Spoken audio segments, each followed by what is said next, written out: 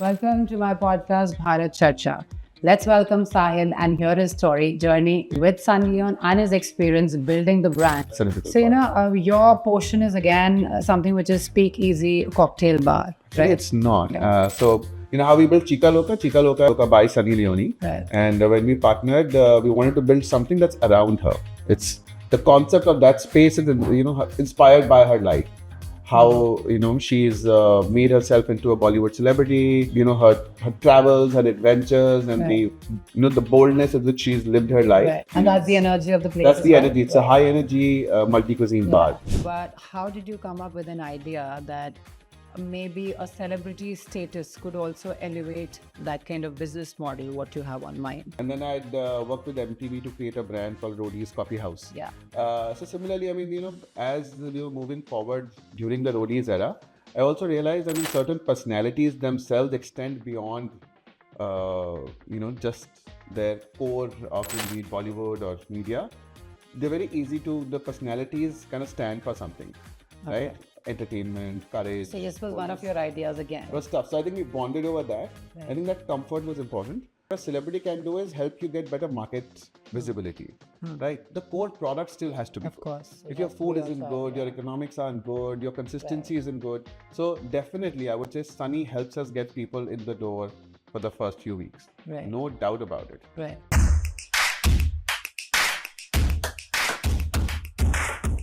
Welcome to my podcast Bharat Charcha. मेरी हमेशा effort रहती है कि मैं हर बारी आपके लिए कोई ऐसा गेस्ट लेकर आऊँ जिसकी स्टोरी से आप इंस्पायर हो और आपकी लाइफ में शायद वो कहानी काम आ सके और अपने आप को आप बिल्ड कर सको। So today's personality is again somebody who has worked with celebrity and is working with celebrity. He is a seasoned personality, food, beverage, and entrepreneur. At the same time, he's joined his venture with Sunny Leone. He's got restaurants spread across North, and the one which is making names is in Ambawata, Potions.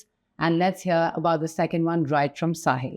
Let's welcome Sahil and hear his story, journey with Sunny Leone and his experience building the brands. Hi, Sahil. Hello. Hi. Thank you so much for being here on the podcast. My pleasure. And since, we have spoken about your venture, we've spoken about this industry before coming to this podcast. Right. I was very much keen. Why? Because you meet people from all walks of life, but there are very few people who understand business. Sure. And I could relate to that sense of running the venture through you.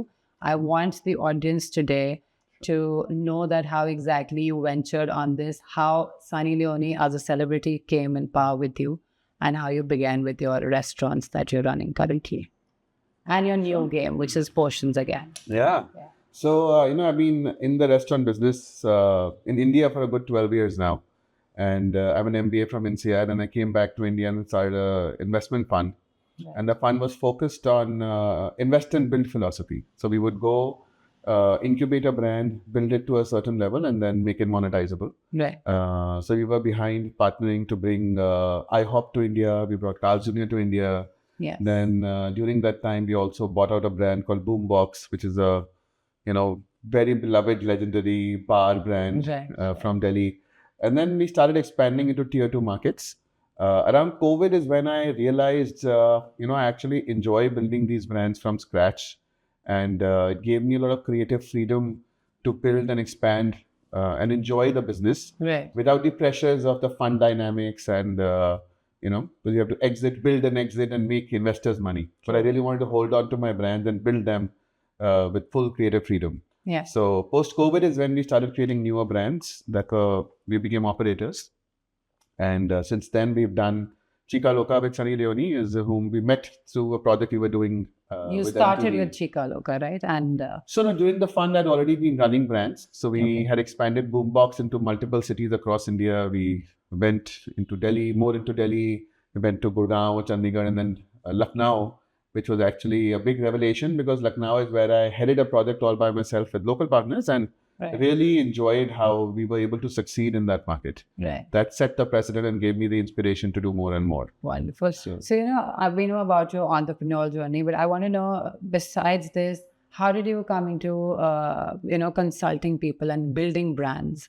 So it's not just about, with you, it's just not about running the restaurants. Right. It's about the strategy more. It's about how you build a brand. So we'll slightly put in that side of it too in it. So if you can explain that to the audience too. So, when I did start in this industry, and I'd had a tryst with F&B back in 2008 when I was 25. Yeah. And I'm dating myself. Yeah. But that was my first restaurant. And I went in with a lot of passion thinking that this is, I was part of a startup that got bought out. We come into a little bit of small money. So we thought, okay, what do we do now? And me and my friends, we said, okay, let's open a bar and a restaurant. Right. And as easy and glamorous as it all looked, it was exactly the opposite, right? It's a very operationally heavy business, very involving. You have to learn how to manage cash flow above all. You have to be involved in every part of the business. It's like building a small factory. True. So when after years I got back to building restaurants, I think where I start from is identifying the market opportunity first, if it makes sense. And what many people in the restaurant industry don't do, I actually calculate how can I make my money back and how many, even if you're doing projections, right? There's a thing I say, people in the restaurant business go by ROE, which is return on ego, not return on investment. Right. Right? So you'll be like, oh, I want to buy. It's not like building a home, right? You're not going to live here for 25 years. It's a lease property. You need to invest the money you can project to earn back with your model. I think that's a very good take. In a stipulated time. So once you start there, you kind of build guardrails around what you want to do, because it's a very easy business to get carried away. Right. Because if you're building something, you want to build the best. You are artistically inclined towards design, experience, what the customer touches and feels. And of course, expensive things do make things look nicer. But I was about to say that, see, restaurants, we go every now and then. Everybody wants to be in a restaurant for a change. Yeah. But the point is, when I talk about myself, I have experienced Pendulo. I have been there. Right. And I was awestruck. Why? Because the experience was really something very different that I was looking forward to. And I would say for that particular moment, it was beyond the imagination that I had created about the restaurant. Oh, I'm so glad to hear that. Yeah, so Pendulo, it's an honest feedback. So, Pendulo was something that we started in September last year, and it took us a good 6 months to just get it off the ground, or actually a bit more. And we spent 3 months of just the menu practice. But it's a tasting menu only. Right. And it's very hard, and it's, the business model is also hard to sustain in a city like Delhi, even in India. Of course. It's a high APC, very experience driven. We had to explain people how this new cuisine that we're creating out of Indian and Mexican food will, be comforting to them or be that experience. That's true, yeah. But we made it a bespoke experience. I think what works in such concepts is you have to blow people away the very first time. Right. People in these businesses don't give you a second opportunity. Right. It's not your comfort food space where even if one day the food wasn't good, you're like, what, I'll come by again. I at least like this dish, just the service was a little off. I agree. Right? You're more lenient towards those brands. This a high APC brand, when I'm spending 3 hours and good money to be there, I want everything to be on point. And I joke around that, we Delhiites, I think Indians also, I call it the chutney conundrum. Okay. That unless we get a free pyaz and chutney, we're never happy with service. Right? So we had to learn how to now do this in fine dining. How do we make people feel they've spent good money, but they're getting more value than what they're already paying. They're spending. So that's why we made the entire experience more immersive design-wise. There's live music, which is rare. You never get to see sitar playing to Latin music, stuff like that. I still remember, Yeah, so people feel like, what, I paid money, but I got more than what I was hoping for. Right. So I think that's a good strategy. I know. I mean, hospitality is just not an easy business. Right. We all know that, and with the extensive times and every now and then the restaurants keep popping up and, keep draining. So with you, what is that one strategy that stands apart from other restaurants in the same place? Because Ambavaja is, it's a place wherein, you meet people who are there for the taste itself. Right. So matching up to that standard, meeting the expectations of the clients who walk into the restaurant is quite a burden on your shoulder. I know that. It is. So I think the industry is quite fluid in terms of it keeps evolving with trends and years. And now more so than ever, because people are so discerning, they're so well traveled, and especially here, like in the heart of the fashion center of Delhi, being Ambavata one. People who are coming there have seen the world, they've tasted everything, and they demand a lot, right? In a good way. And you have to be on top of the game. Right. What's happened and what's changed in that complex and in the area in general, and as an industry trend, people have moved away from large generic experiences, right? the more curated and bespoke the experience feels, Right. the better people feel that they're getting a novel experience and something that is worth their time, right? Because for somebody, we have so many avenues. We're now not just competing with food. Right. Food is also entertainment, especially in Delhi. So for me to not watch a Netflix movie, not go for a movie, not go for a play, not go for a comedy show, right? Drive and survive Delhi traffic, right? Fight the pollution and be there. It has to be worth it. So you really have to make sure your experience doesn't feel generic. It can't be another Bollywood masala movie, right? We see it in every industry. No, right? I'm so glad that people are switching to those tastes. I think they want to try. I actually see the positive side of things, that we are lucky as business people to be in a, operating in a time where you can build niche markets and actually survive. Who would have thought an Indian Mexican tasting menu 10 years ago could make money in Delhi, right? You'd be like, why would I spend? People are foodie, I mean, as you said that they're well traveled. They go out, they come back. They want. It is exactly my second question, which I wanted to add to this. That what is that one thing which lacks abroad, or what is that one thing which lacks here in India that brings them to such kind of experience at restaurants like yours? So I think in India, again, I think we have a slew of things happening now. So there's so many people doing wonderful things. But I think everywhere, the commonality is that most people get carried away by emotion. A lot of restaurants are built because they think they can cook great food, or they can taste good food, or they've always wanted to do it. So business and emotion doesn't go along. Right. Or they feel like, have a great social circle. I can just call all my friends and make it into a Bible. I've done that. We've all made those mistakes. So, that is a commonplace of these traps. But what's missing in India is, I think, the seriousness of the produce and the supply chain. Right, we still don't have access to the best of ingredients or even the best of liquor, best of products in India. It's very hard to even get everything imported, and we lag behind to compete with a lot of international talent because we don't have access to the right quality of food and ingredients. Okay, so, when you say that, could you name a few things for us? In what ways do you think there are few? Let's say in Delhi, I mean, we still struggle with seafood produce. Like, it's not easy to get. I mean, you would talk to any Delhiite and he will tell you to avoid seafood in summers, right? Come on, we live in 2026 and we still struggle with it in a metropolitan city. And it's true. I mean, we don't get the best of quality of, let's say, seafood. If you want, let's say, a wide selection of liquor to compete with the top cocktail bars of the world. There are a lot of spirits that are just not registered in India and are not registered in Delhi because there's a state policy. And that limits you, right? It limits your creative talent to showcase what they can do. I think that's the apathy for people who venture on business like this, and then you really have to look for another. Because you are trying to build, you are trying to compete now at an international level, right? And especially with this audience, which is comparing you to not what they had in Delhi, but probably what they had in London or New York or Paris when they were traveling. That's true, yeah. So yeah, that's a difficult So, your portion is again something which is speakeasy cocktail bar, right? It's not. So when Sunny, so you know how we built Chica Loca? Chica Loca is Chica Loca by Sunny Leone. Right. And when we partnered, we wanted to build something that's around her. It's the concept of that space is, inspired by her life. How, she's made herself into a Bollywood celebrity, her travels, her adventures, and the boldness with which she's lived her life. That all seeps into the kind of cocktails we do, the kind of food we do, and the kind of experience. And that's the energy of the place. That's the energy. It's a high energy multi-cuisine bar. While we did Potions was actually, it's much more of an experience we curated together. It's called the Cocktail Theatre, where there's a lot of drama and fun that she brings to the table. She's infused and told us how to kind of make things more dramatic and fun. Whereas I focus on the execution. So Potions, as again, we started recently and it's been off to a great start. And we are actually what we call ourselves anti-speakeasy. Because I'm we're visible. Everybody knows where we are. We can see Qutub Minar.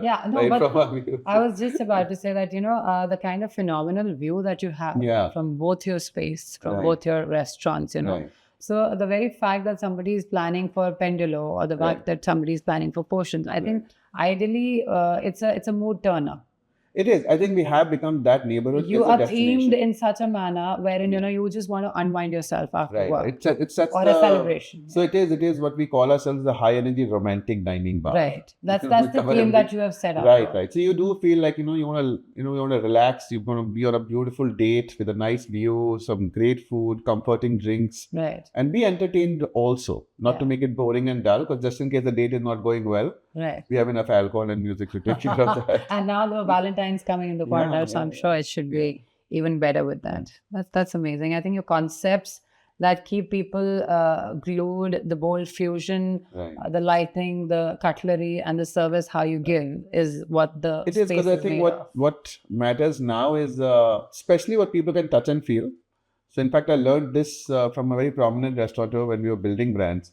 He told me, if you have a budget, when you walk into a empty shell, look at which eye level you want to spend more money on, depending on your brand experience. The mistake people do is they'll spend money on great flooring, great walls, great artwork, great ceiling, great everything. But where is the experience? Right. But you need to focus on that one place. And the most important place is where customer can touch and feel your brand.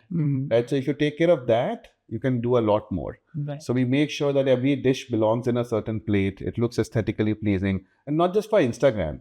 I like to think that it's just saying everybody's Instagram friendly. You need to make everything look pretty. One has to go beyond that. Right. I think we are post that era now where everybody knows it is prevalent. That's fine. But I think your experience is something much beyond. I feel like if I can actually encourage people to be in awe, I think where they put their phone down to enjoy that moment, that's actually a true win now. Yeah. That's actually a true win. Yeah. What you said just now is like, I was imagining when I was eating there, like I wish I didn't have to capture, but only immerse myself into the taste of it. I'm glad you did. It was something which was very different. So again, just as you had put that Indian Mexican coming together. So I wanted to enjoy that blend. Right. But that's the goal. And I think we all secretly do want that. I think that's where the customers are also coming in. Of course, why secretly we all want that. Right. We all want to let go of our phones and just be in the moment. We are realizing what we've given up. Right. To be so immersed into this. Right. But I was happy with the fact that, there'll be plenty of people who are watching me. They would know there'll be another post and there's a new place, which definitely, demands a lot more attention than it gets now. So I was excited about that part as well. Wonderful. And now, I want to know when a concept is exciting versus a little bit of confusion. I'm sure when you're preparing a theme, you're preparing a place. What is that like? How do you deal with it? Is it something that an entrepreneur always has to be like a hands-on? Right. There's always a lot of self-doubt, no matter how much confidence you project. But that's very candid. Right. Yeah. But when you have to also test yourself to test your belief, right? I'm an idea person, right? I build a team around me that helps me execute, but I can come up with great ideas all the time. And it's hard to kind of control that line of thought and make sure that not every idea needs to be brought to life, and especially not be turned into a business. Right. So I put some guardrails I've learned through my MBA to kind of, put yourself through the test, sleep on it. Right. But it does become a challenge because it is, I would say the restaurant industry in particular is also not a fair playing field.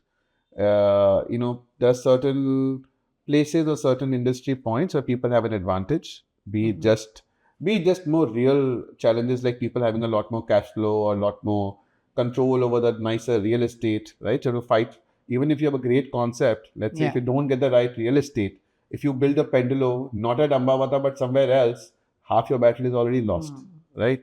So it's always the place also that makes the experience. Of course, locations are important. But yeah, it is a challenging journey to build a product. And we often, I think I have learned to be more nimble and to learn and pivot quickly. Yeah. For example, just in Pendulo, as we're talking about it more, when we built it out, we didn't know that we'll do a tasting menu.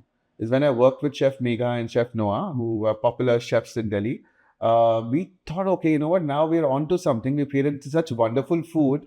But I'm like, I don't see anybody coming in and ordering this off a menu. Like nobody will understand what we're trying to build. Because Indian Mexican, people would assume it will be a chicken tikka and a taco. Right. And they don't see it, right? When you don't have a quesadilla or a burrito on the menu easily, right? What are they going to order, right? They're going to get lost. Yeah. So I thought we have to do a tasting menu, right? Which we had to turn the 4th month of just 2 months being away from our launch. We had to turn the entire, product around and build a brand from scratch around it. Yeah. But, you have to kind of test your belief. And if you are onto it, also indulge and take that leap of faith. Right. I think both are important. Both are important. Sure. So your faiths that, of course, you are doing your bit and running your venture, right? You're, of course, building a brand for yourself. But how did you come up with an idea that maybe a celebrity status could also elevate that kind of business model, what you have on mind? So now, from a very business technical standpoint, when we were doing the fund, we basically were investing in licenses of people bringing IHOP or Carlton, they're licensed products or master franchisee licenses. And then I'd worked with MTV to create a brand called Rodi's Coffee House. Yeah. Which is essentially, again, a licensing deal, right? So, I mean, US has taught everybody how to license, brand IPs and make money. So similarly, I mean, as we were moving forward during the Rodi's era, I also realized, I mean, certain personalities themselves extend beyond, just their core offering, be it Bollywood or media. They're very easy to, the personalities kind of stand for something, right? Entertainment, courage. So this was one of your ideas again. Right. So it just so happened that, we met for a business meeting, Daniel and Sunny, and we kind of gelled over our, I don't want to say interesting experiences of coming back and building, businesses in India. Because when I came back in 2014, I'd lived away from India for a good 12, 13 years. Right. And I never built a business here. Right. I'd worked here a bit. So, coming here and kind of going through the run and figuring things out, figuring people out, finding, and now I'm like I consider myself a seasoned Delhi business fellow, but it was tough. So I think we bonded over that. Right. I think that comfort was important. And I think what a celebrity can do is help you get better market visibility, right? The core product still has to be good. Of course. If your food isn't good, your economics aren't good, your consistency isn't good. So definitely, I would say Sunny helps us get people in the door for the first few weeks. Right. No doubt about it. Right. If I tell you, okay, Sunny is our partner, you are curious, right? You want to know more. Of course. But beyond that, and that is what, where Daniel and I work very closely to make sure that what we are promising is not just fluff, right? Even a Chica Loca, which is a bar, we have a lot of loyal clientele that comes back just for the food. Right? If people think, okay, bar mein to, they won't even be bothering about food. Yeah. So you want to make sure in that market, in that city, you understand that particular market. That particular market wants alcohol, but they're more loyal towards food. Right. They want to come because, it's a dual income household nearby. They want to come back after office, chill, have a drink. But if they're not cooking at home, they want to have a good comfort. So of course, it's the location, it's the place, it's the environment that you build up. The social demographic profile of what's happening in the city, and now more so than ever, even the neighborhood. Like Delhi has become such a neighborhood market now, right? GK is full of, you can go bar hopping and have like the top 10 bars of India be there, right? So why would I go somewhere else? Yeah. So, I want to ask you, adding to this, that once you enter a restaurant, what are those 3, 4 or 5 things that you notice quickly within what I noticed? Yeah. I mean, of course, being in this industry. Like, so and people hate when I do this, when I'm with them, I'll first figure out what the rental must be, what their overheads are like, if they're making money or not, and if they can sustain what they're offering. Because a lot of people early on, because it's not that it's friendly competition, right? Who's doing what, who's advertising more, who's doing what kind of events. So one thing is that of course you have to be updated. Right. So I work out the economics for sure. Second, I think it's an inbuilt default setting now that all restaurateurs, we pick up the plate and look at the back of where the plate and the crockery is from. Because you all want to know if it looks good, right? You all want to know. Yeah. And then the third thing that I notice is the attention to detail with the service. Correct. A lot of people look at the kind of menus they're serving and the, luxurious detailing. Yeah. What I look at is the service staff interacting with me out of compulsion, or are they happily representing the brand? Right. That means that's what's a lot of right, because like if the team really feels like they own the brand with you, they'll be putting it across. They'll make sure that you have a good experience. And there, I encourage my team, language is not that important. I mean, it's not that you have to talk in English to impress the client. If you know your food, you know your brand, you know what you're serving, and you can make other people feel good, because that's what's important. The key, so I think how the service staff is interacting with the clientele is definitely something I noticed. And I learn from a lot of places. I've learned and imbibed a lot of these good qualities from a lot of these good brands, which have people who work with them very, very long term. And as you were talking earlier, it's very hard to retain people now, right? Because there's so much opportunity. Right. That's what I was saying, that, you're sitting in such a niche market. Yeah. And now you've been there for the longest time, and probably the Chica Loca that you were talking about. Right. I mean, I remember this 4 years back, if I'm not wrong. 2.5. 2.5? No, I think more than that. 2.5. Okay, 2.5 years. We've been working on it, so I think people started knowing about it. Yeah, maybe that's why you feel that you've heard of this name and you've been. So that space was also pretty good because it had terrace and the open area. So I see that your inclination towards environment choosing a particular environment to set up a theme for your clients is the foremost thing. That's what I see from your venture. So I think when we were on the investment side, we would evaluate things on scalability and the economics. Here now, when we are more on experience-driven brands, which is that's the how the luxury experience segment. also comes in. Right. So the experience has to start from the space itself, and I feel Delhiites, I don't know why, but we're all hardwired to enjoy open air, even though we know it's polluted air. Yeah, I mean, I would and we choose not to that. talk about it, right? Now we're just like, it's all good. I still want to sit outside, have a great view. Yeah, that's what. So that is important. That's what I look for. At least I look for. But I mean, even indoors, I mean, everything we built, every floor, tile, every table has to be aesthetically pleasing, because I think it adds to why you are there and you why you're there. That's true. So another thing, the trend that is setting in India is, what do you think is the most overhyped or overrated thing about the restaurants, this business model? And, I mean, I'm sure you've gone through so much. And Sure. So I think overhyped in models, every year is a different story. I think this year it's calling yourself a speakeasy, right? Yeah, I don't think most people, they're not speakeasies, right? They're just very popular bars. It's just a term that they've imbibed to kind of market themselves on. And nothing wrong with that. But yeah, that's going to die out very soon. People are going to realize. I think another is this, ingredient of the year obsession. And I think I'm very happy that we're going to disown matcha, hopefully. I don't think, I'm sure it's great for a lot of people, but I think matcha in everything. Matcha in everything doesn't make sense. I'm not a matcha fan. You can't have it in everything that you're eating. Yeah. Although we do a great matcha cocktail. Right. Yeah, maybe once in a while is okay. Yeah. But I think this ingredient obsession and throwing in all these fancy things to make yourself more premium. And, we were talking, I think, who was it talking to? I think another restaurant awards event, that, everybody by default has very pretty looking food now. Right. And in fact, in the bars, a lot of people assume good food to hoga hi. Right. That was a challenge earlier, but now the talent pool is there, the exposure is there, the basic template is there to do decent, good food.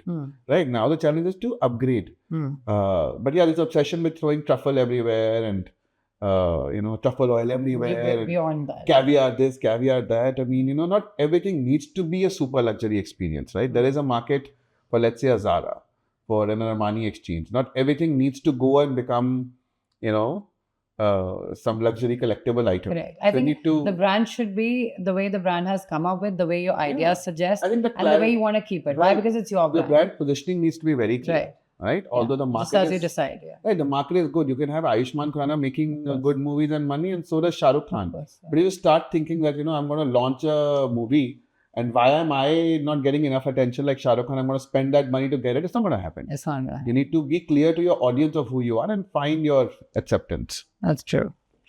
So, again, slightly we'll bring this conversation around Sunny and your venture. Sure. Definitely you gave us an idea of how she came in, with your venture, your ideas, your restaurant, how you run, and eventually it's your menu that brings in people to the restaurant back, right? Right. Loyalty is built through that, for sure. Yeah, for sure. And of course, I feel it's more to do with the place also where you are. Of course. For me, for a person like me, aesthetics is very important. Right. Where I sit, I mean, food will definitely be there, but that would be a second thing to see on the table. First is, where am I sitting? Right. That is par excellence when we come to your ventures, when we come to your restaurants, no doubt about it. Now, I want to again ask you that when the celebrity comes in, right, what are their expectations when they are, trying to put themselves with a brand like yours? And what are the policies and the standards that they want to adhere to while they're working with an entrepreneur? So I think it also depends how you It's for all those aspiring people who, still aim to be at your level where you are right now. Sure. And maybe trying to build a little more something out of your story. So I think, it depends how you structure that business deal, for lack of a better word.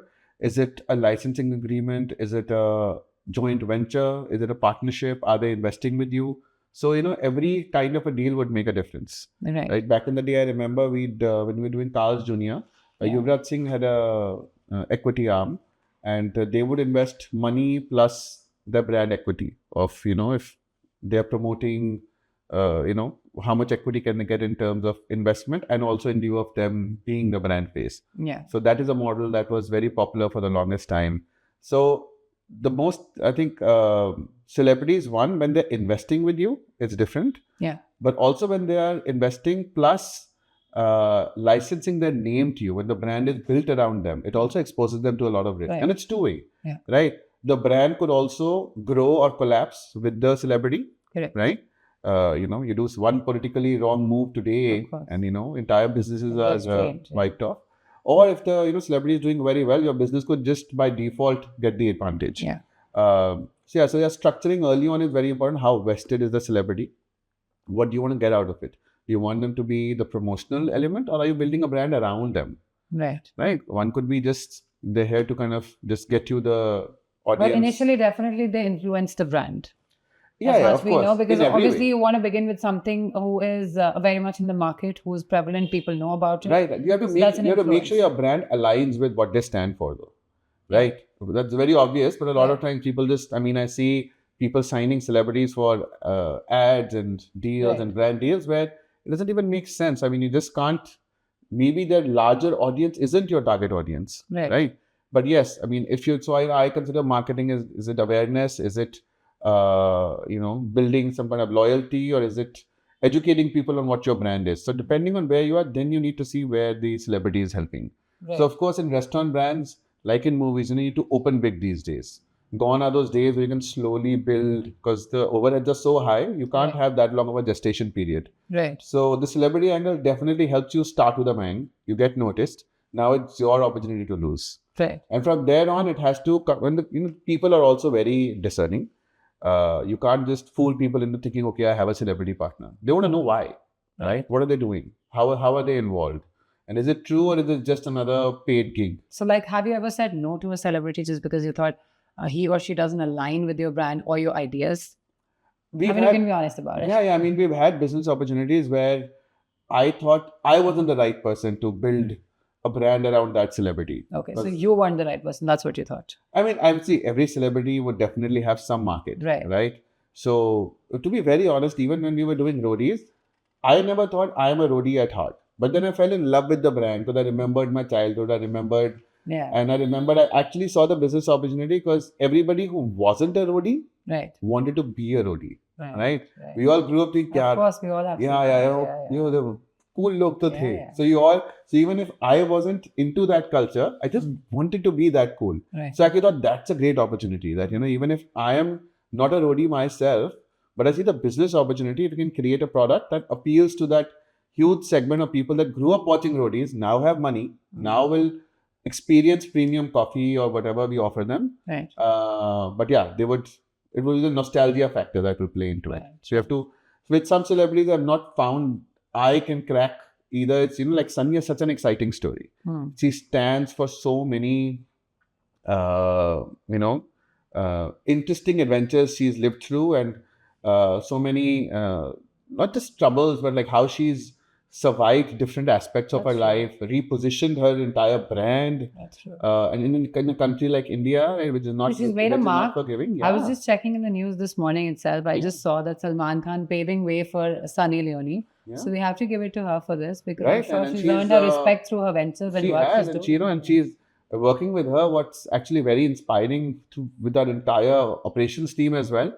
She's very hands-on because she knows what she's doing. If you're doing a promotional shoot, like she knows how things need to be shot, what will look good, how it will happen, and you need to turn on the camera, and she knows exactly how to charm the camera and connect with the audience right off the bat. That's true. So, then the brand also kind of learns from that. Like we all try to behave like that. This is how we need to. That's the energy that's the energy we need to capture. So we're all in sync. Otherwise, sometimes with a celebrity, if I don't feel I have the same energy sync, if I have me or the team or the chefs, you're not understanding. So just the buzz on the face value doesn't really matter. Right. Although, so with Sunny is a vegetarian. Okay. Right. So, she's never tasted our wonderful kebabs. Okay. Right. But we thought, hey, that's a great angle, because that way, we can actually focus on a larger vegetarian menu. Right. She's very fond of cocktails, luckily. So we had a lot of fun time developing new cocktails, and especially at Potions, where we call it a cocktail theater. Where, we found a theme we called Love and Its Aftermath. So the cocktail bar theme is Love and Its Aftermath. It's 18 cocktails on different chapters of love. So she actually encouraged everybody that everybody should send in with code names, but they're real love stories. Correct. So our entire team from mixologists, bartenders, Daniel, Sanya, we all pooled in our stories to find that inspiration. Right. Or if it's a heartbreak gin, why is it a heartbreak gin? So we put in a wasabi in there to kind of give you that sting and then fun stuff like that. Yeah. So interesting. Yeah, so I think you have to find a celebrity energy match. Right. And if you can't decipher it, don't do it. Right. Right? Because there's probably somebody who understands it better. And otherwise, you'll just end up wrapping yourself soon if you don't understand. And the celebrity too, right? Then the celebrity will get frustrated because their brand will get a hit. Right. And their entire, their career is built around their own personal brand. Right. So their own image that they have. I actually feel a lot of responsibility when it's a personal brand. You could license a brand. Let's say, we're talking to a animation company to license a product and create bags and toys. It's all of that. Even then, you have a lot of responsibility to not spoil the brand. With a person attached to it. Right. Like a live person with the live brand. Right. You have a lot of responsibility. So it's a first-hand experience to your customers, to your clients, right? It's the image that you portray. So that's what a customer usually is expecting, right? Yeah. They want to see, okay, if I'm a fan of this celebrity or I follow this person, I like their art. How are they? Most people are inquisitive to know more of them. Yeah, because your experience has to be strong, and that's the reason you want to come either back. It has to be exactly, okay, this is what I think of the celebrity, and I like how this experience is inspired by her. Sure. So I can ode to her. So there are people who come and say that, okay, we want that particular Sunny Leone driven kind of drink, because just as you said that she's very fond of in fact, cocktails. We have been launching another format, which is a club format. And that's because a lot of people do kind of, think, okay, Sunny Leone place has to be all about partying and fun also, right? So we've done a resto bar, which is a mix of partying and food and drinks. We've done a cocktail bar, which is more indulgent in cocktails. And now we want to do like a club setting and bring in the Bollywood vibe. So now you're onto the Bollywood vibe. Yeah, let's see. We're still evaluating and figuring that out, but we're quite keen on doing that. Oh, wonderful. Yeah. So now another myths that you'll have to break for us is, so people think that if it's a celebrity-owned venture, if it's a business which is in collaboration with an entrepreneur, it has to necessarily work. Do you think this works? Oh, not at all. No, as I said, we have heard a lot of other restaurants around. Right. And not that particular place, but maybe it could be Aerocity or, there are more places. So, I think a lot of them have not worked in the past and even currently. Okay. It does happen that when celebrities are involved, big money is involved, the businesses end up sustaining themselves, honestly, a lot longer than they should have. Like from a purely economic sense, you would wind them down. That's not making sense. You would run them because, a lot of egos are on the line and a lot of reputations are on the line. But as I said, I think celebrities definitely help you tell a story. Right. They'll help the business reach out to a larger audience. Right. But the base product in F&B is not knowing just the celebrity. It is what we've created as a product. So even Sunny has a makeup line as well that does very well. So, it's because it's through her, people associate a certain character and expectation of a brand. But of course, the brand has to be doing well. They're doing very well. They've expanded globally. So, of course, the brand has to do well as a product. Right. So, our food, our service, our location, all have to come into play. So, yeah, I know. Let's not name anybody, but like a lot of them haven't worked or are struggling. Yeah. Yeah, and I feel, yeah. So, passion is not enough for hospitality. You have to have your economics right. I recently made this statement. I don't know. So I said, some people think if you're passionate enough, money will follow. But, in my experience, if you start earning good money in something, you kind of start becoming passionate about it. That's true. So I feel passion is important. You need to let it sit inside of you. Use it as a meditation, right? Find how you can apply it. Right. People mistake passion to mean that exact passion has to be my business. Just because I can draw well doesn't mean I need to become a sketch artist. Right. Just because I can draw well, maybe I'm a creative person that can actually distill ideas through my sketching and drawing into something else. So you need to channel that passion somewhere. That's true. So that's why I feel like just because you can cook food or taste food very well, restaurant business is not the way to go. It's a very challenging business which requires a lot more. That's a great skill to have. Let's say if I come from a marketing background, doing any business, I'll always have a marketing advantage. Right. So if you're a great cook or if you know more about food, you're knowledgeable about food, it'll definitely be a great skill to have in that business. Right. But that doesn't make you a successful restaurateur. That's true. No, I was also listening to your video, like just as, I was going through your profile and it says that you've been a TEDx speaker plus on the Economics Time Award as well, 40 under 40. So I was, one of the lines that touched me was, there was a time when you lost your sleep, you lost your social circle. Why? Because you were embedded in your business so much. You wanted to bring up the venture, you wanted to figure out things, and you had finally figured out.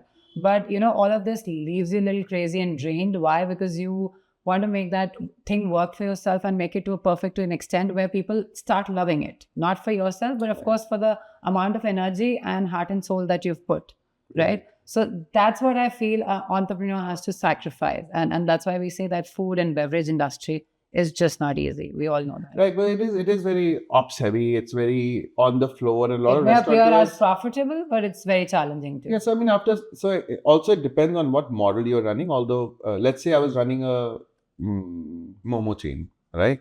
So it's more about processing, which I learned through the American chains we worked with. So a lot of process-driven stuff, a lot of industrialization, a lot of remote control. You can do a lot of that, but then again, you'll be very obsessed with that inside your office. It's not a very on-ground business. You'll have teams to go and control quality.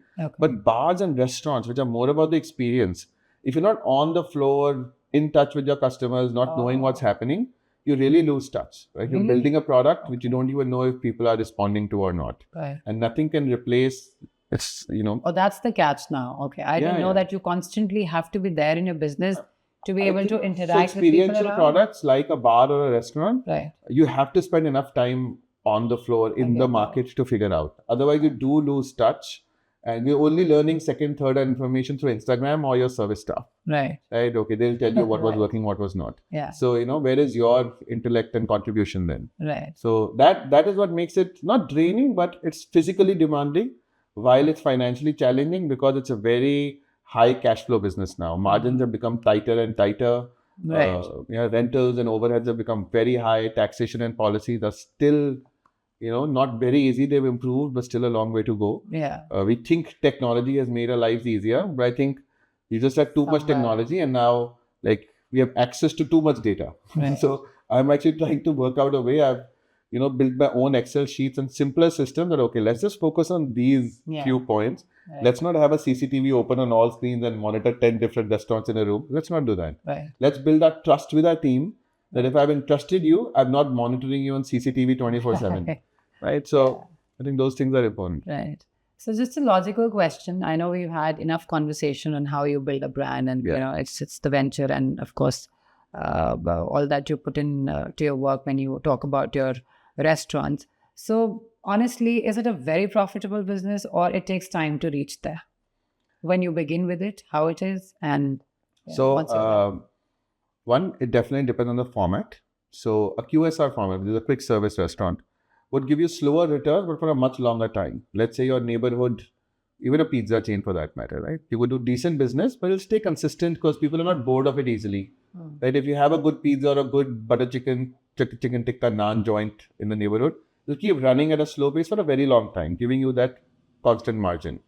Casual diners are in the middle, where people may get bored of them, but if you do good food, they become your comfort hangouts. Right. Like a Cafe Delhi Heights, for example, right? It's your comfort space and it operates for much longer. Right. Bars and experiential dining places, people get bored of. So you need to purposely be intelligent enough to make a lot more money upfront before people lose interest. Correct. Right. So it's higher capital upfront. It's a high pressure industry. Right. So each segment has a different capital requirement, a different pace of earnings. Right. So let's say if we talk about where I am operating now, it's more on the bars and so they require much more high capex upfront. You need much more marketing. You need to open as a blockbuster, make your money in the first 2 years so you can kind of double your money in the following years or so. So you need the return on capital to be much more faster. Move, but it's not, that's the goal. That's the gap, but that makes it high risk, high reward. Right. So there are higher margins because you could touch very high numbers very quickly. Right. But the risk is also much higher. Therefore, I said the burnout, when I was talking about burnout and high risk of failure. Yeah. Casual diners can be built. So Amit Bagga, who built Daryaganj, he's a dear friend. And, I've seen how it's a stable business. It slowly built itself. And now, that joint can kind of keep running for as long as you want, right? Because people are not going to get bored of that everyday comfort food. Right. And despite the fact the person is there or no. Right. Margins have, dwindled down significantly in metro cities. And in fact, that's why I started exploring tier 2, and I worked extensively in the tier 2 market, where rentals are lower, labor costs are lower. Marketing is also cheaper. Even online ads are cheaper. Also, you need to do less marketing because it's easier to get attention in a smaller city, right? Delhi, you have to really cut through the clutter. So we did very well for a few years in tier 2 markets. In fact, my TEDx talk was about. What has been your easiest life? I wouldn't say easy. I wouldn't say easy, but I think Lucknow has been most rewarding for me because we went in early at the right time, at the right rental, at the right location. A lot of checkboxes were ticked. Many factors. But I think what's happened now in tier 2 markets, most important tier 2, like good tier 2, sizable tier 2 markets. Earlier we used to think, okay, they'll never have the business market size. That, if you can do 1 CR a month in Delhi, itna business hi nahi hoga. So it doesn't justify this kind of high energy, high capital flow. But that's not there. There is money. There are people making money. There's market size for sure. But with so many brands, like, one brand does well, everybody rushes, like a gold rush to that city. Because there's not enough to expand into in Delhi, because Delhi is so cluttered, or Bombay is so cluttered. So what happens with tier 2 market, the market size is big, but it can be, the pie is not as large as Delhi. The pie is still limited. So if there were, like when we went in with Boombox in Lucknow, we're still doing very well, but the market then eventually got segmented into like 50 bars. When we opened, we were like 5. So the pie has grown, but it's also gotten divided amongst too many people. So then the tier 2 market also becomes more challenging and similar to a tier 1 market. The margins are tight. It's not an easy business. I won't say you should just jump into it as making it as an opportunity. There are certain segments, if you can scale a beverage brand or a QSR brand, because there is the market as a whole in India is very large. So if you can build a product and cater to a much larger demographic, that's worth attempting. And it can be done with limited capital, with the right kind of marketing. So there's always a potential for those. I mean, we've seen a lot of there's space for the person to still sustain the market. Right, we've seen wonderful brands like Blue Tokai and even, so many good indigenous brands do so well. That's true, yeah. Now, you have summarized this podcast really well for us. And I'm sure there are people who are viewing us today. They would learn a lot of other things, and people who are aspiring to be in that kind of space.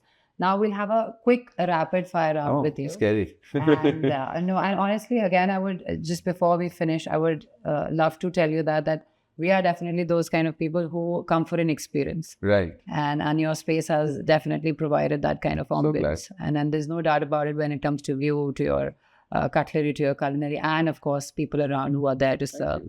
So it's been like, par excellence. Oh, we should have shot the podcast there. Maybe next. It could always run in episodes. You never know.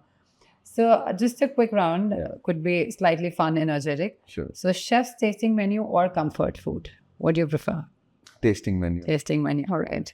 One cuisine you can never get bored of, besides what you make.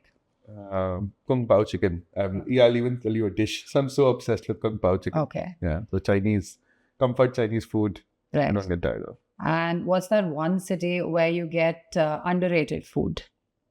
Underrated in food? India, yeah. Oh, that's a good question. You know what? I had a wonderful time in Surat. Right? Surat actually turned out to be a coffee capital of India. Okay. With a great focus on, upcoming new food that was happening. So I like when things are more exciting. Yeah. Okay. Yeah. One thing which is overused as an ingredient, I think you just mentioned in the podcast. Truffle is one. I mean, I use a lot of avocado, so I should be saying it. But yeah, avocado it's at its peak. Right. It's in everything. Okay. Yeah.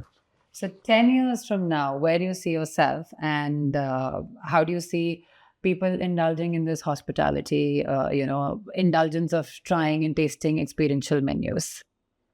It's divided into two. Where do you see yourself 10 years from now? And how do you see people also from now, say like indulging into hospitality and experiential menus? So I think I see myself building more and more experiences, more larger. Although the trend now is to build small niche segments and limit, I do want to attempt to build something that's much more immersive using technology and music. I really want to marry music, entertainment and food together. And I'm always working on such concepts, and I'm waiting when I'm able to get the right capital and concept and market size to make it more of an entertainment driven experience. Okay. That's what I'm hoping to do the next few years. In terms of market trend, I think we'll keep finding our niche. So there'll be so much of international exposure. So the candle is burning on both ends in a way, where there's a lot of uptake of heritage Indian authenticity, indigenous brands talking about Indian heritage, even in food, culture, everything. On the other end, we're assimilating all this international exposure and infusing it with Indian food. Yeah, so it's a fusion. So it's our time. I think we own that fusion a lot. So, it's less of fusion, it's more of creating new things. And India has become confident enough that, we own whatever comes our way and make it our own. Right. Imbibe it, turn it into something new. Bharat just does. And then take it to the world. That, hey, we are proud of what we do. And we're happy to share our culture and heritage rather than try and ape anybody else now. So it's a great time to be in India and doing Indian things. That's true. No, that's a good take. And of course, there are a lot of people who especially come here because they feel that there is India serves you in the best manner. Yeah.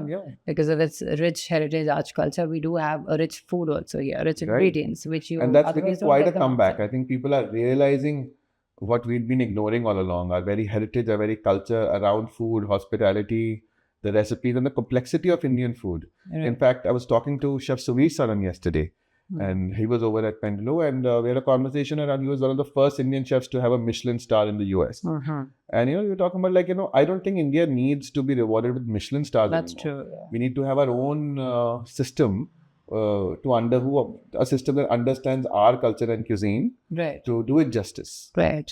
So I think we understand that better. Yeah. Better than anybody else. Yeah. And that's the reason people want to come back always. I think so. Yeah. Well, thank you so much for this phenomenal podcast. Such a pleasure. And honestly, your journey has been great. And talking about here today has been a great experience. Thank you for hearing me out. It was great sharing. Not at all. Thanks a ton. Thank you.